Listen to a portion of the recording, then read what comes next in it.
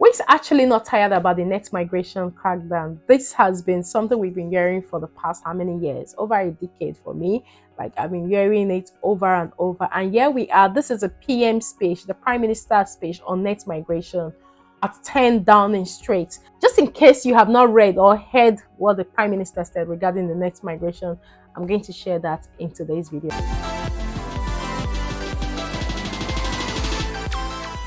Hey guys, welcome back to my channel. My name is Fajira. If you're seeing this beautiful face for the very first time, I'm so happy to have you all in our beautiful family. For my returning subscribers, thank you for always coming back to watch my videos. I really do appreciate. God bless you. If you're new to this channel, I share content on UK immigration updates, which I'm about to share one right now. Jobs with visa sponsorship in the UK, live in the UK, scholarships in the UK, like everything you can think about the UK. So if you're someone who is interested in such content, please do like and share this video with your friends and loved ones. I'm sure they will find it helpful. And if you're yet to subscribe, please do hit on that subscribe, turn on the notification bell. So each time I upload a new video, you're going to be the first person to see that video. So guys, without wasting so much of your time, let's quickly dive right into today's video. As earlier mentioned, that every one of us is tired of hearing the crackdown on net migration. As you can see on my screen, PM speech on migration. Different governments have actually tried to crack down net migration, but we keep going back and forth each time we have a new government. Now, our Prime Minister Keir Starmer makes a speech on migration at 10 Downing Street. When we came into office, we immediately conducted an audit of public finances, and we found a £22 billion black hole. As you can see, now the Independent Office of National Statistics has conducted vital work on the state of immigration. As at the ONS set out, nearly 1 million people came to Britain in the year ending June 2023. Just as you can see, that is 4 times the migration level compared with 2019. But what we don't hear, what the British people are owed, is an explanation.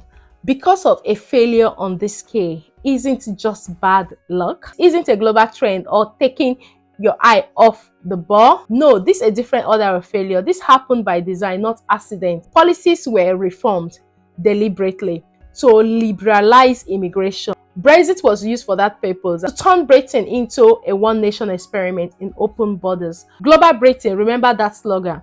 That is what they meant. A policy with no support.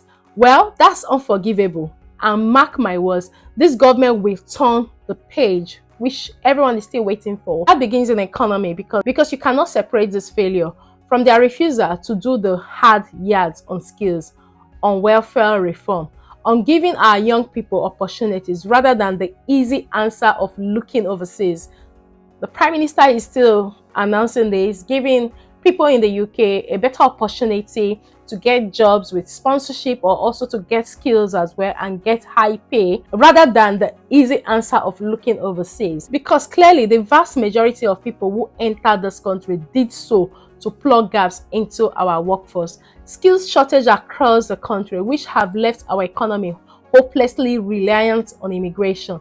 2.8 million people out of work on long-term sickness, a problem ignored, left to fester. 1 in 8 young people not in employment for education or training. Sectors of our economy like engineering, where apprenticeship have almost held into the last decade, why visas have doubled.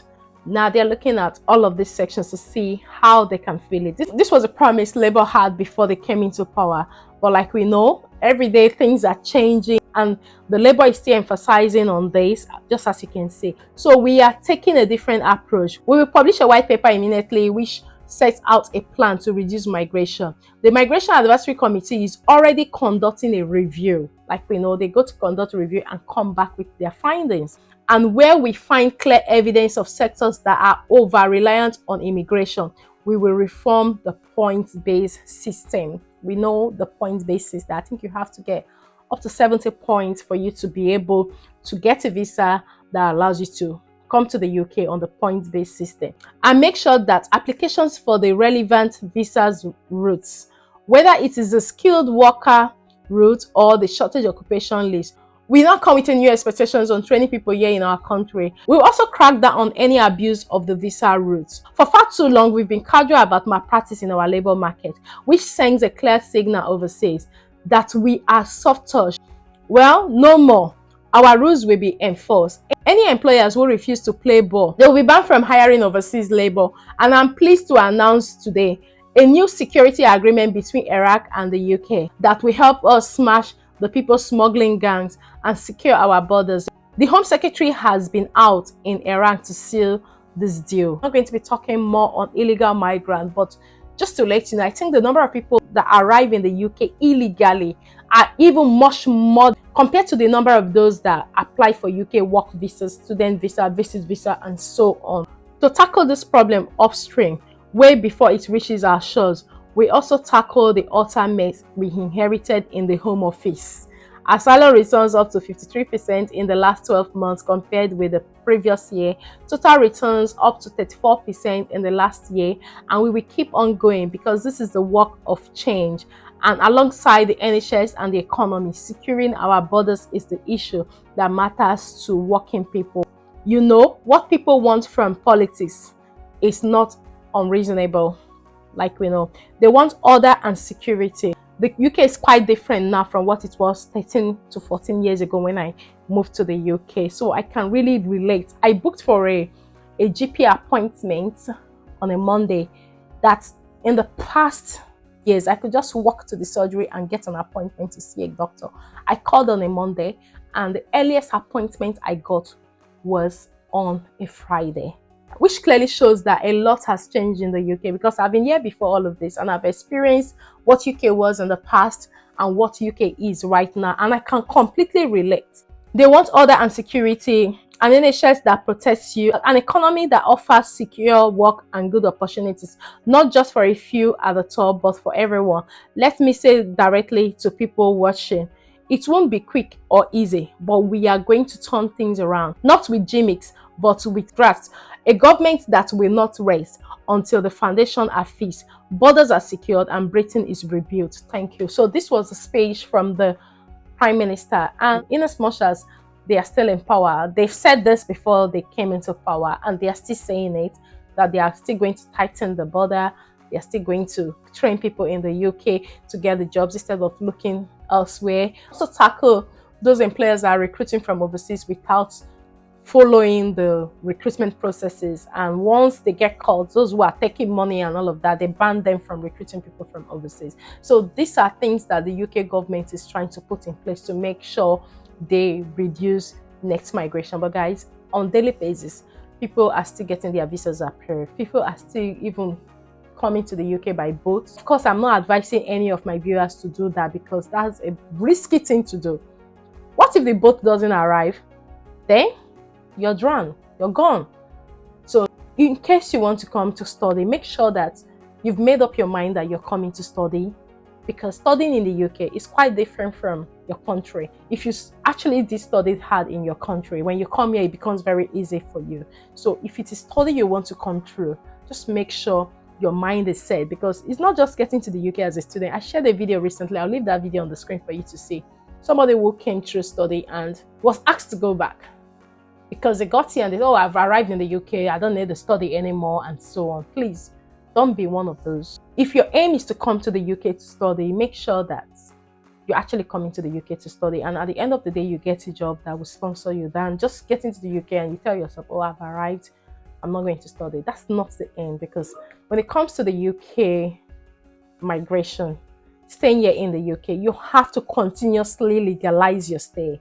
Because at any point you're not able to do that, then you become illegal, or you may be deported. And imagine you becoming illegal after you've put in all energy, all effort, and at the end of the day, you've lost everything, because you can't confidently walk into organization to ask for a job. You can't confidently go for an interview because when they ask you for your paperwork, you don't have it. So please do not stay here illegal. And if you're planning to move to the UK in 2025, start thinking, do I want to come as a student? Can I study? Do I want to come to work? Look out for a company that is recruiting and not the one you will pay. Because most of those ones, when you pay them, they tell you, oh, there is job. You get here and you get frustrated like a lot of people. So this whole stuff is everywhere in the media. It is everywhere in the media that people just pay huge amounts of money. They get here and there is no work for them because the employer has deceived them. So stay out of these problems. Get a job. Use register of the licensed sponsors. I'm going to leave it in the description of this video. Look out for companies. There are some new companies. Contact them, apply, and see how it goes. So guys, this brings us to the end of today's video, and I wish you good luck in everything you're doing, but make sure you're doing the right thing. Don't go and give your money to one agent, one this, one that. The UK government is still trying to review the visas, and they are going to even make things more difficult. This 2025 we are stepping into, but no matter how they make it difficult, if your goal is to move to the UK, make sure you follow all the due process and get everything ready. Go in for your visa, and just in case your visa is refused, I filmed a video about PAP. Use that to review, or if you have the right for administrative review and see why it's refused and see what you can do. Sometimes you may even get the visa after you've applied for administrative review. So I'm going to just stop here because I don't want this video to be too long, and I'll see you in my next video. Thank you very much for watching. Please do like and share with your friends and loved ones, and also do subscribe if you're here to join our beautiful family. And until I see you in my next video, guys, do take care and have a lovely day. Thank you very much for watching. Bye bye for now.